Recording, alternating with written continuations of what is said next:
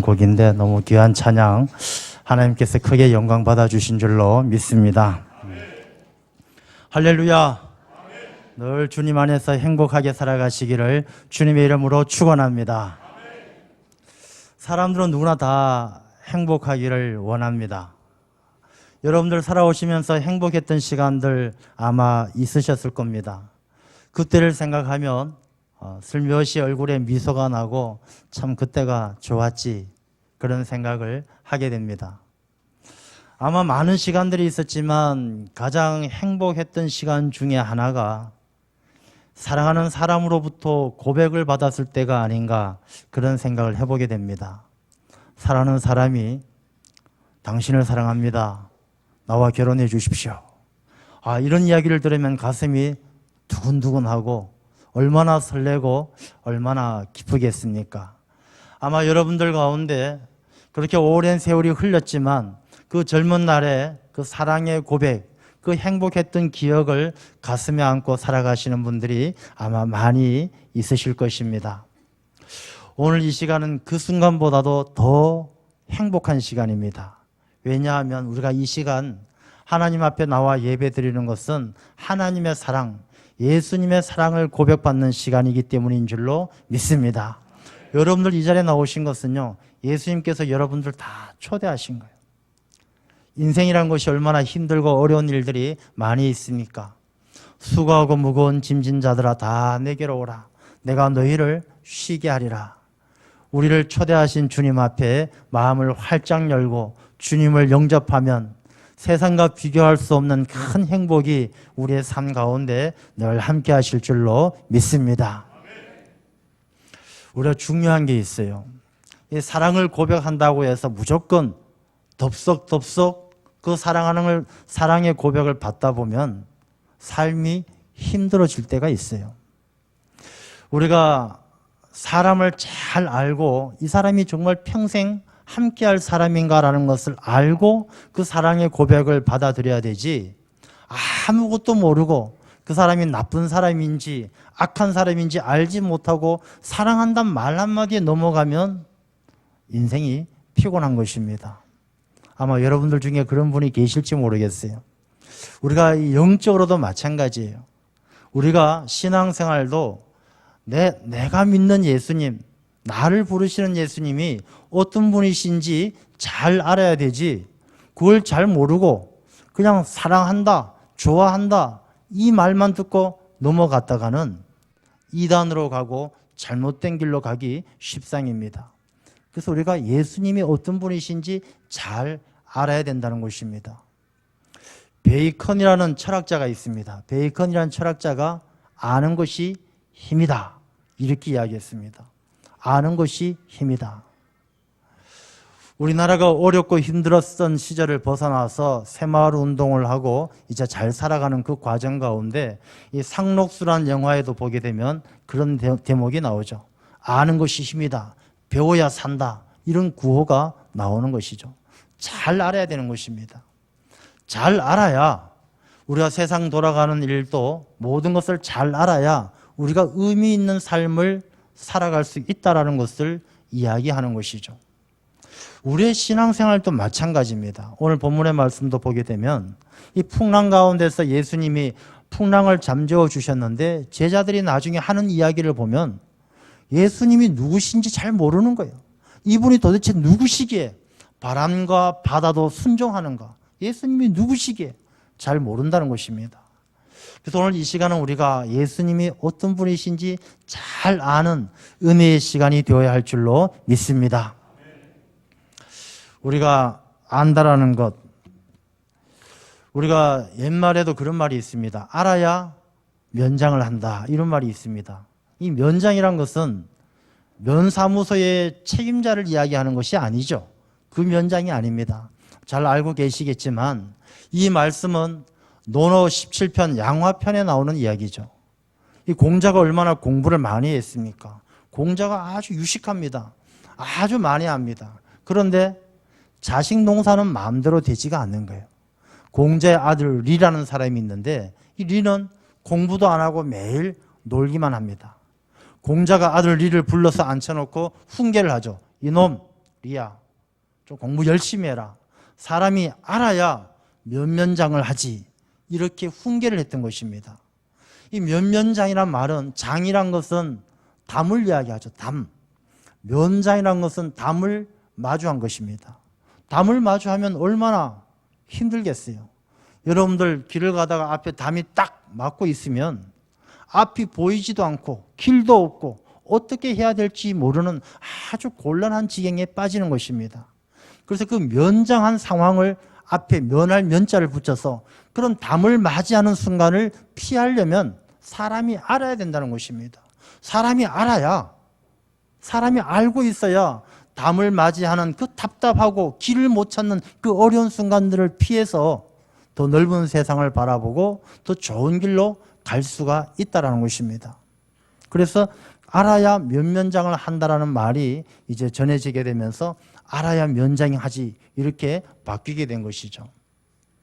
그래서 대학교를 가보게 되면 대학교의 표어나 로고에 보면 꼭 들어가는 이야기가 진리, 빛, 자유, 이런 단어가 들어갑니다.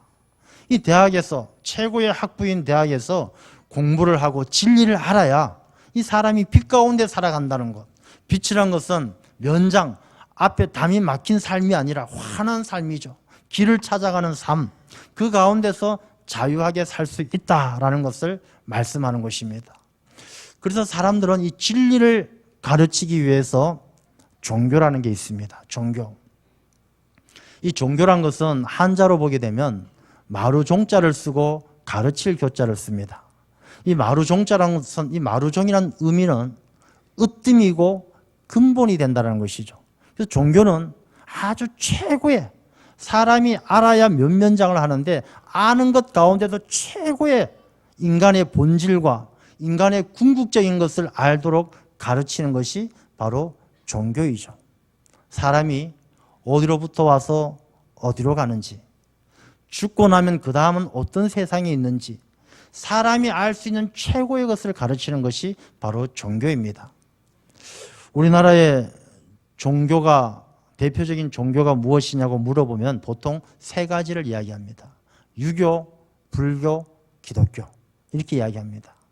근데 이 종교란 것이 그 궁극적인 것을 알아가는데 국어학 사전을 보게 되면 이렇게 기록을 하고 있어요. 종교란 것을 절대적인 존재에 의존해서, 이 절대적 존재가 신이죠.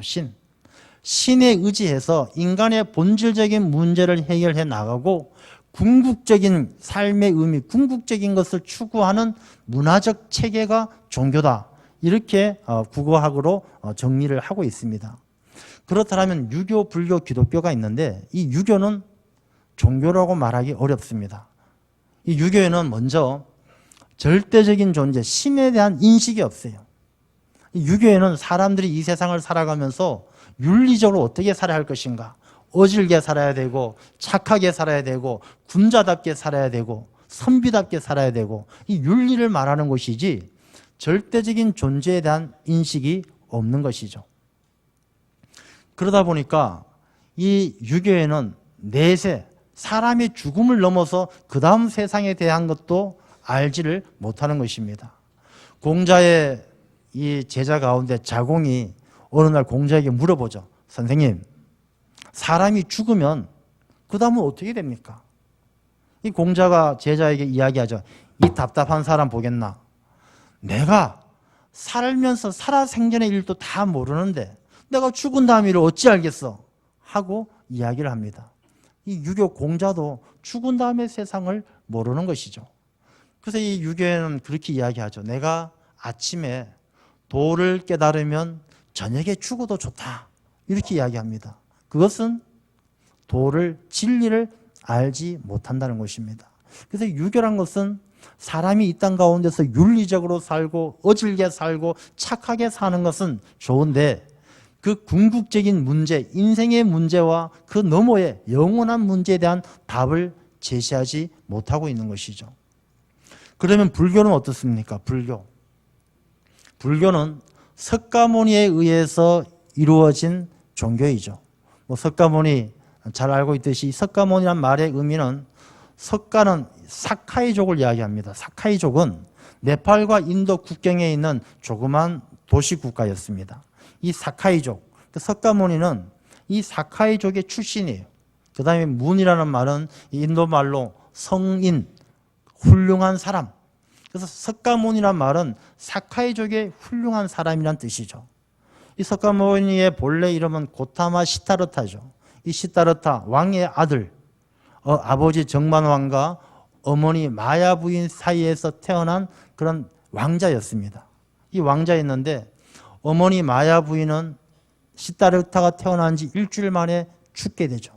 일주일 만에 죽고 이 시타르타는 숙모의 손에서 자라나게 되고 나중에 야소나라라는 그런 아내를 얻게 되고 그 다음에 라후라라는 아들을 낳게 되는 것이죠. 그래서 왕자로 살다가 어느 날 이 궁궐 밖을 나가다 인간의 생로병사 문제를 보게 되면서 그 고민을 해결하기 위해서 29살에 출가를 합니다.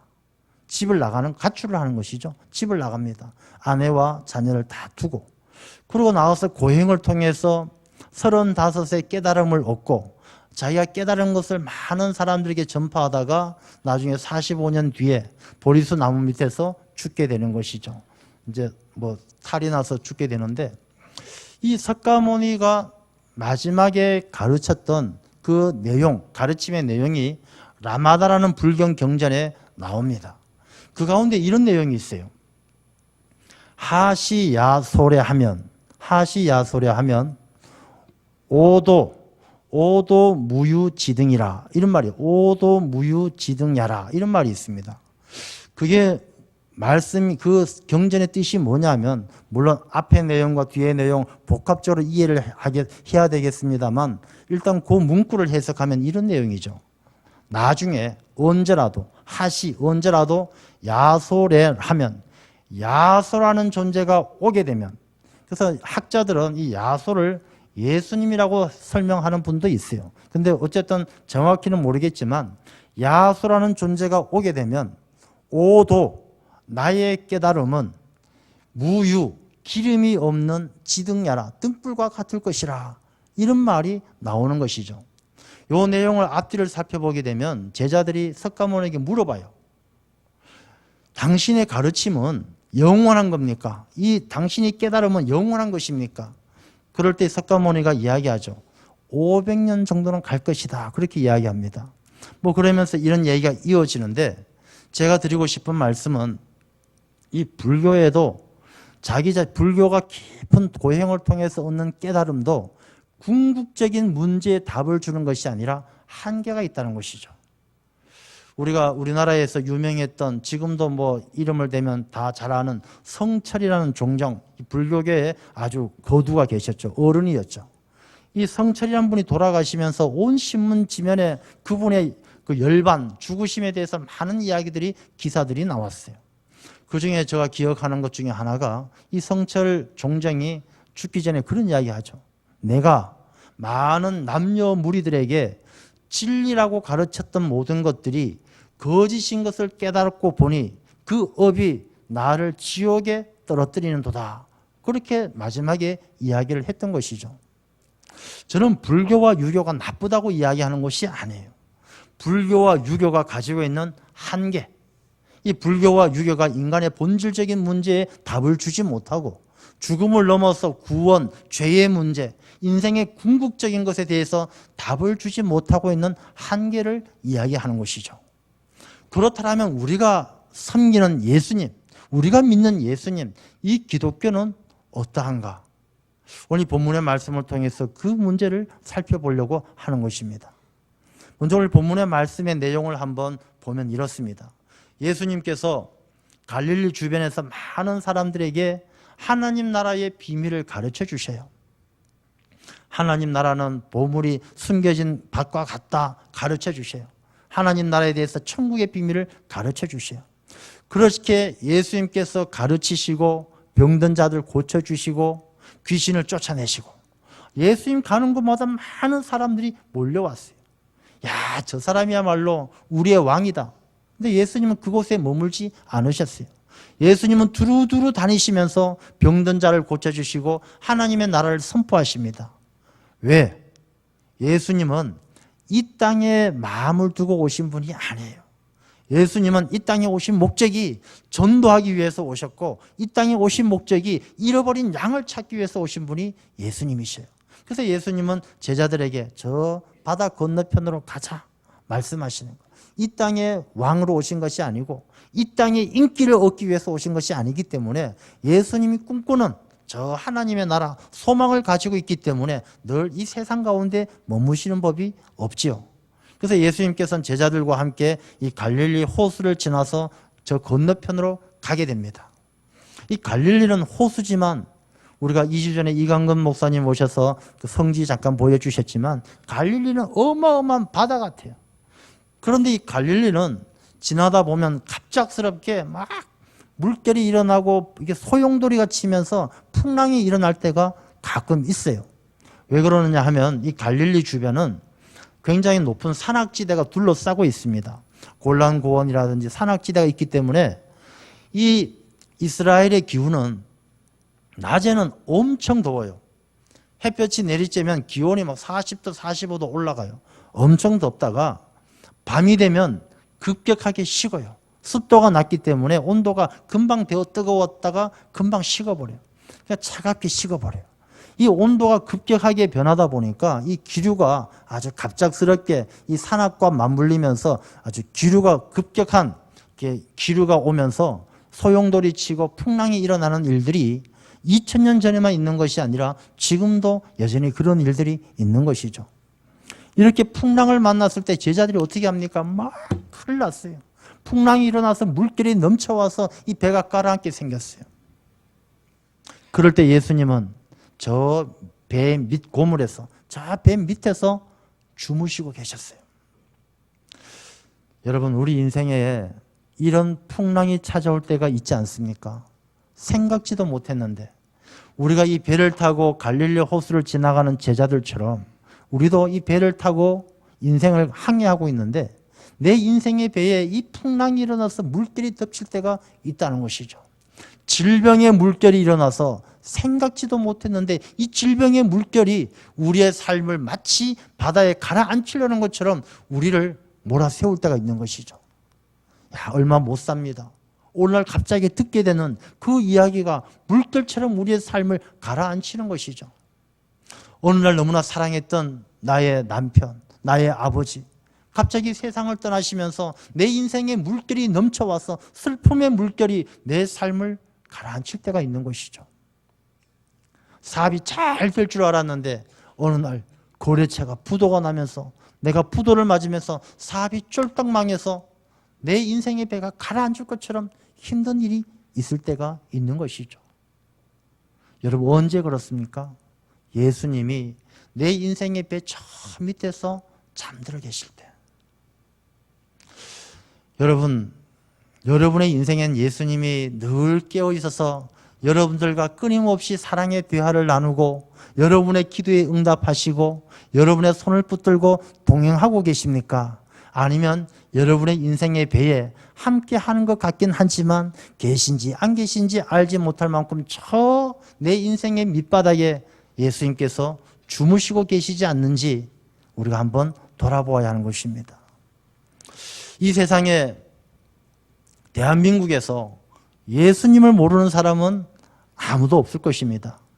교회에 나와 계신 분들만 예수님을 아느냐? 그렇지 않아요. 이 밖에 있는 모든 사람들 다 예수님이라 그러면 다 알아요. 예수님 모르면 간첩이라고요? 간첩도 예수님을 아는 거예요. 예수님 모르는 사람은 없어요. 그런데 왜 우리가 예수님을 알고 예수님을 믿고 같이 사는 것 같으면서도 내 인생에 풍랑이 찾아올 땐 두려움으로 펄펄 떨면서 무서워하느냐?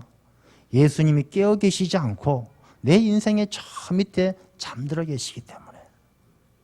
그러니 이 제자들이요, 나중에 예수님께서 다 잠재우실 때, 바다 물결을 잠재우시고 바람을 잠재우실 때 도대체 이분이 누구시기에 이렇게 묻게 되는 것이죠. 여러분, 우리가 신앙생활 하면서도 마찬가지입니다. 우리 신앙생활 하면서 교회에 나오고 예배 드린다고 다 예수님이 내 안에서 깨어 계시고 살아 계시고 나와 동행하시느냐? 그렇지 않아요. 제자들이 예수님이 한 배에 타고 있으면서도 그 물결이 넘치면 예수님이 함께 하신다는 사실을 잊어버리고 두려워서 어쩔 줄 모르는 것. 그래서 예수님께서 나중에 제자들 책망하시잖아요. 어찌하여 무서워하느냐? 어찌하여 믿음이 없느냐? 책망하시는 것이죠. 우리가 교회 나온다고 믿음이 있는 것이 아니라 예수님께서 깨어 계시고 예수님께서 나와 동행하신다는 사실을 우리가 늘 함께 할 때 그게 바로 믿음이란 것입니다. 우리가 내 삶에 예수님이 잠들어 계시면 우리 인생에 풍랑이 넘쳐오고 우리가 두려워서 어쩔 줄 모르는 것입니다. 제자들이 예수님을 흔들어 깨우죠. 예수님, 예수님. 우리가 선생님, 우리가 죽게 된 것을 왜 돌아보지 않으십니까? 예수님께서 일어나셔서 바람과 바다를 잠잠하게 하셨어요. 여러분, 우리 인생에 불어오는 바람과 불어오는 물결들, 내 인생을 침몰시키기 위해서 출렁거리는 모든 인생의 어려운 문제들 잠재워 주실 분은 예수님밖에 없는 줄로 믿습니다. 누구도 우리 인생의 문제를 잠재워 줄 수가 없는 것입니다. 우리 인생 가운데 침몰해가는 배처럼 우리 인생을 무너뜨리기 위해서 수많은 어려움이 찾아오고 질병이 찾아오고 실패가 찾아오고 좌절이 찾아와도 예수님이 깨어나시고 예수님이 함께 하시면 그 모든 물결들 잠잠하게 잠재워 주시고 우리에게 새로운 삶을, 새로운 능력을 주시는 분은 주님밖에 없는 줄로 믿습니다. 그래서 주님께서 이 바람을 꾸짖으시고 잠잠하게 하시고 제자들에게 어찌하여 이렇게 무서워하느냐? 너희가 어찌 믿음이 없느냐? 예수님은 모든 만물의 주관자가 되셔요. 우리 인생의 주관자가 되셔요. 그래서 예수님은 바람과 물결을 잠재우시는데 이 제자들은 예수님을 따르고 예수님의 말씀을 듣고 예수님과 같은 배를 타고 있었는데도 예수님께서 보시기엔 그들에게 믿음이 없느냐? 믿음이 없었던 것입니다. 여러분, 오늘 이 자리에 나와 있다고 해서 우리가 다 믿음을 가지고 있습니까? 그렇지 않아요. 믿음이 있는 분도 있고 없는 분도 있는 거예요. 배 안에 같이 타고 있어도 예수님께서 왜 믿음이 없느냐 질책하시는 거예요. 이 믿음이 없는 이유가 있습니다. 예수님께서 하나님 나라의 비유에 대해서 말씀을 하실 때 좋은 밭의 비유를 말씀하셔요. 길가와 같은 밭, 돌밭, 가시덤불밭, 좋은 밭. 좋은 밭에서만 30배, 60배, 100배의 결실을 맺는다고 했어요. 제자들은 예수님을 따랐지만 그 마음이 좋은 밭이 아니었어요. 예수님의 말씀을 그대로 믿고 깨달아 열매를 맺는 그런 마음이 아니라 그 마음은 늘 딴 데가 있었어요. 길가에 가 있었어요. 제자들은 야, 예수님 참 좋은 말씀이시다. 은혜의 말씀이다. 그 말씀을 듣고 좋아했지만 금방 옆에서 사람들이 야, 예수님 왕으로 삼아야 돼. 예수님 왕이 되면 저 제자들도 높은 자리에 올라가야 돼. 이런 말에 마음을 다 빼앗겨 버려서 예수님의 말씀의 씨앗이 뿌리를 내리고 자라날 겨를이 없는 거예요. 마음이 길가와 같은 거예요. 마음이 가시덤불 같아요. 마음이 딴 데가 있어요. 야, 예수님이 왕이 되면 누가 더 높은 자리에 올라갈래? 내가 먼저 올라갈 거야. 아니야, 내가 갈 거야. 높은 자리를 놓고 다투는 제자들, 그 마음은요, 좋은 밭이 아니라 가시덤불 밭이었어요.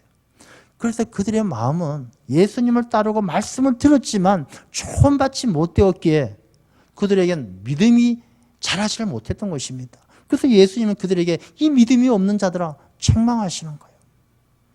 우리가 예수님과 함께하고 교회에 나오고 같은 배를 타고 있어도요, 문제는 내 마음이에요. 내 마음. 내 마음이 지금 이 자리에 앉아 있으면서도 길가와 같이 다른 사람 생각하고 돌밭과 같이 걱정 근심만 있고 가시덤불같이 세상의 다른 것들만 생각하고 있으면 같은 배를 타고 있어도 내 인생에 밀려오는 그 물결과 풍랑을 이겨낼 수 있는 그런 믿음이 생기지 않는다는 것입니다. 오랜만에 오신 분도 계시고 처음 오신 분도 계실 것입니다. 여러분, 이 시간 우리가 마음을 활짝 열어 좋은 밭이 되어서 예수님의 말씀, 하나님의 말씀이 내 심령 가운데 뿌리 내리고 믿음이 자랄 때 그 믿음이 이 세상 어떤 풍랑 가운데에도 우리를 지켜주실 줄로 믿습니다. 이 제자들은 예수님께서 말씀하실 때 그가 누구이기에 바람과 바다도 순종하는가 그렇게 이야기합니다. 여러분, 여러분들에게 예수님은 누구십니까? 제자들은 배에 탔던 제자들은 예수님을 흔들어 깨울 때 선생님, 선생님. 이 제자들이 믿음이 생기지 않은 이유가 거기 있는 것이죠. 예수님은 좋은 말씀을 가르쳐 주시는 선생님, 어떻게 살아야 될지 좋은 얘기해 주시는 선생님이었기에 이들은 믿음이 자라지 않았어요. 우리 오늘 이 자리에 모이신 여러분들은 다 교회예요. 교회. 이 교회는 믿음의 공동체고 한 분 한 분이 다 교회예요. 이 교회는 예수님이 누구신지 제대로 알 때 이 교회가 온전히 세워지는 것입니다. 마태복음 16장 16절을 보면 예수님께서 너희들은 나를 누구라 하느냐? 베드로가 이야기하죠. 주는 그리스도시요 살아계신 하나님의 아들이십니다. 예수님께서 그것을 알게 한 것은 육신의 아버지가 아니라 하나님 아버지께서 그걸 알게 하셨다. 너를 이젠 베드로라 하리라. 반석이라 하리라. 그리고 그 반석 위에 교회를 세우겠다. 예수님께서 이렇게 말씀하신 거예요. 여러분, 우리가 진짜 교회가 되고요, 교회 공동체 구성원이 되기 위해서는 예수님이 누구신지 알아야 되고, 그 예수님이 베드로가 고백했던 것처럼 주는 그리스도시여 살아계신 하나님의 아들이십니다. 그 고백이 나의 고백이 될 때 우리가 진짜 세상의 풍랑에 흔들리지 않는 든든한 교회가 되고 세상을 이기는 하나님의 자녀가 될 줄로 믿습니다. 그래서 예수님이 누구신지 알아야 되는데, 이 베드로가 고백한 내용을 다시 한번 나의 고백이 되기 위해서는 이 고백을 잘 이해를 해야 됩니다. 먼저 예수님은 누구시냐? 주예요. 주인. 여러분, 세상의 사람들은 주인 삼은 게 다 틀려요. 어떤 사람은 돈이 인생의 주인이에요. 돈이 인생의 주인 되는 사람은 돈 되는 일이면 뭐든지 해요. 돈 되는 일이면 가리지 않고 해요. 우리 옛말에 개같이 벌어 정승같이 쓴다. 저는 그 말을 별로 이렇게 동의하지는 않습니다. 왜? 개같이 벌면 개같이 쓰고 정승같이 벌면 정승같이 쓰는 거예요. 개같이 많이 버는 게 중요한 것이 아니라 정승처럼 올바른 방법으로 버는 것이 더 중요한 것이죠. 이 돈이 인생의 주인이 되어지면, 돈의 노예가 되어지면 그 사람은 그 인격이 이 돈에게 종속되어지게 되면 올바른 인격이 될 수가 없는 것이죠. 또 어떤 사람은 쾌락, 즐거움을 자기 인생의 주인으로 삼아요. 가끔 뉴스를 통해서 보게 되면 연예인들, 아주 높은 지위에 있는 사람들, 훌륭하고 성공한 사람들이 뭐 마약을 했다, 뭐 성추행을 했다, 이런 일들로 인생이 아주 어려워지는 것을 보면 참 안타깝죠. 무엇 하나 부러울 것이 없는 사람인데 자기 마음속에 있는 이 고개를 내미는 그 쾌락의 마음을 그걸 이기지 못해. 한순간의 쾌락을 위해서 다 잃어버리는, 이 쾌락이 주인 되어지는 삶은 그 삶이 망가진다는 것입니다. 여러분, 우리 인생의 주인은 누구이십니까? 주님만이 우리의 주인이 되어야 우리가 믿음으로 풍랑을 이겨나가는 승리하는 삶이 될 줄로 믿습니다. 주님이 주인이신 증거가 있어요. 여러분, 물건을 잃어버리면 찾으러 오시는 분이 누구십니까? 주인이죠, 주인. 우리 모두는 죄로 말미암아 하나님 나라에서 잃어버린 양들이에요. 교회 나온다고 잃어버린 양이 아닌 것 아니죠. 다 우리 모두는 하나님 나라에서는 잃어버린 양들이었어요. 그렇지만 그 잃어버린 양들을 찾기 위해서 예수님께서 이 땅에 오신 거예요. 예수님이 주인 아니면, 우리 인생의 주인이 아니면 찾으러 오실 이유가 없으신 분이 바로 주님이세요. 주님은 잃어버린 양을 찾는 것처럼 이 땅에 죄로 말미암아 잃어버린, 하나님 나라에서 잃어버린 백성된 우리를 찾기 위해서 이 땅에 오신 우리의 주인이 바로 예수님이셔요. 예수님은 십자가 위에서 테텔레스타이, 우리의 죄의 값을 치르기 위해서 다 값을 지불해 주셨어요. 주인이 아니시면 우리를 위해서 왜 피 흘려 죽으시겠어요? 왜 죄값을 치러 주시겠어요? 주님이 우리 인생의 주인이시기 때문에. 그리고 주님은 우리를 이 땅 가운데 두시면서 그래 잘 살아라 나는 간다 그렇게 하신 것이 아니에요. 내가 반드시 다시 돌아오리라. 너희들은 다 나의 것이기 때문에, 하나님의 백성이기 때문에 그냥 내버려 두지 않고 고아와 같이 버려두지 아니하시고 하나님께서 반드시 오셔서 우리를 찾으신다. 그러니 예수님이 우리의 주인이신 것이죠. 예수님이 누구십니까? 우리의 주인이신 줄로 믿습니다. 여러분 한번 따라해 보겠습니다. 예수님은 나의 주인이십니다. 나의 주인이셔요. 그 다음에 예수님은 주는 그리스도셔요. 그리스도. 여러분, 그리스도는 기름 부음을 받은 자예요. 기름 부음을 받은 자란 누가 받습니까? 선지자, 제사장, 왕이 받는 거 아니겠어요?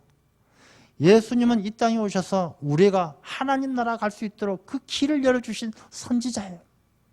예수님께서 이 땅에 오셨기 때문에 하나님의 뜻을 알게 되고 우리가 구원받을 수 있는 하나님 아버지께로 가는 길이 열리게 된 거예요.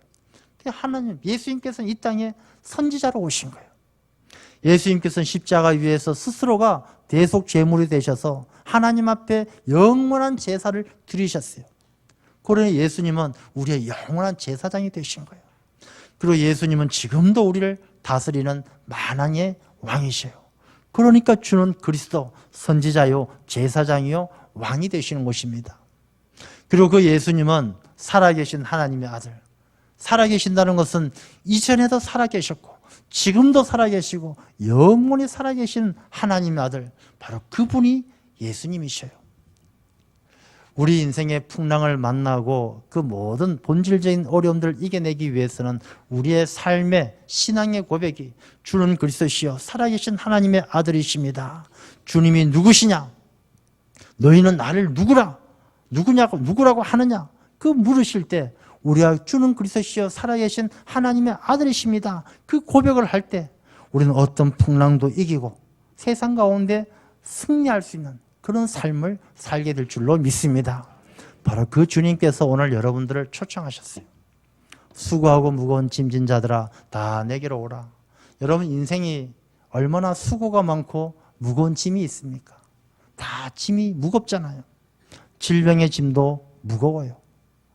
생계를 꾸려가는 이 가장으로서, 가족으로서, 남편으로서, 아내로서, 자녀로서 살아가는 삶의 자리의 무게가 다 무거워요.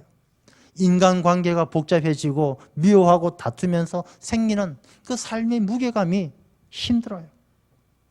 수고하지 않으면 살아갈 수 없는 것이 바로 우리 인생이에요. 그런데 그 수고와 무거운 짐을 누가 대신 져줄 수 있겠습니까? 자녀가 아파서 고통받는 모습이 너무나 안타까워서 아버지가 대신 아파서 대신 그 질병의 짐을 나누어 줄 수 있겠습니까? 할 수가 없는 거예요. 우리의 수고와 무거운 짐은 주님께서 우리를 부르실 때 다 내게로 오라. 주님의 초청에 마음을 열고 주는 그리스도시요 살아계신 하나님의 아들이십니다 고백하며 주님께서 내미는 그 손을 잡을 때 우리의 모든 수고와 무거운 짐을 내려놓게 될 줄로 믿습니다. 바로 오늘 이 시간 우리를 초청하신 주님의 손을 붙들고 주님을 만나고 만남 이전과 만남 이후의 삶이 달라지는 주님과 함께하는 행복하고 능력 있는 귀한 삶을 살아가시는 여러분의 삶이 되시기를 주님의 이름으로 축원합니다. 기도하겠습니다.